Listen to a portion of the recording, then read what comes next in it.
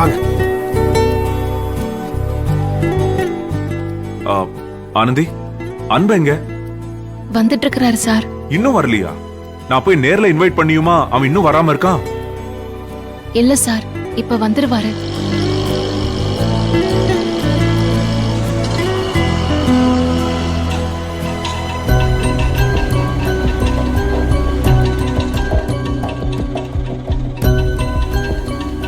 அதோ அதோ வந்துட்டாரே சார்.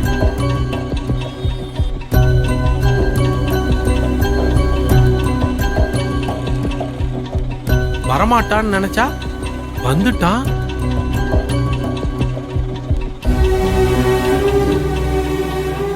இந்த துளசி எதுக்கு இங்க வரா? போலாம் மாமா.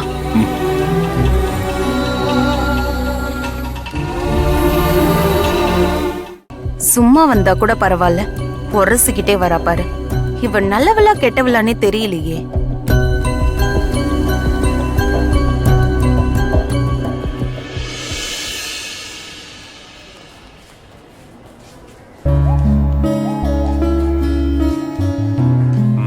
என்ன சார், நானே வந்து இன்வைட் பண்ணியும் இப்பதான் வரீங்க?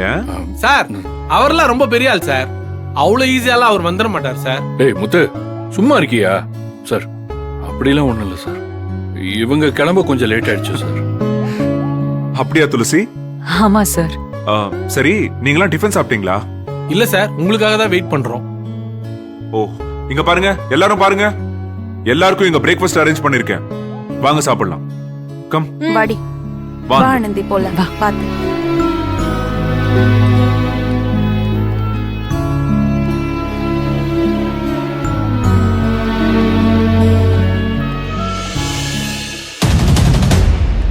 என்ன மேடம், அந்த அன்பு நிச்சயதார்த்தம் தான் பண்ண போறான்னு சொன்னீங்க.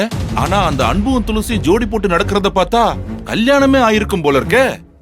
நிச்சயதார்த்தத்தை நிறுத்த ஏதாவது ஒரு ஐடியா சொல்லுங்கன்னு கேட்டேன். ஏதாச்சும் ஒரு மொக்க ஐடியாவது சொன்னீங்களா நீங்க? அப்புறம் எதுக்கு கமெண்ட் பண்றீங்க? சும்மா வாங்க.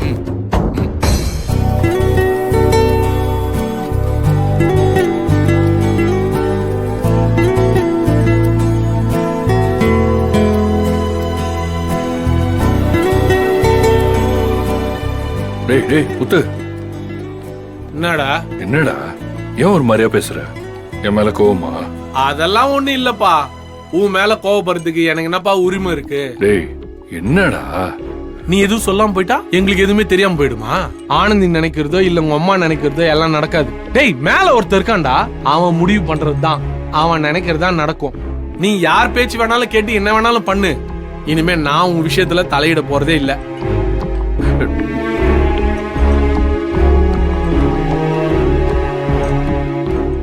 அன்பு, மகேஷ் சார் இருக்காரு, இங்க எதுவும் பேச வேணாம். எல்லாத்தையும் புறவு பேசிக்கலாம். போங்க போங்க.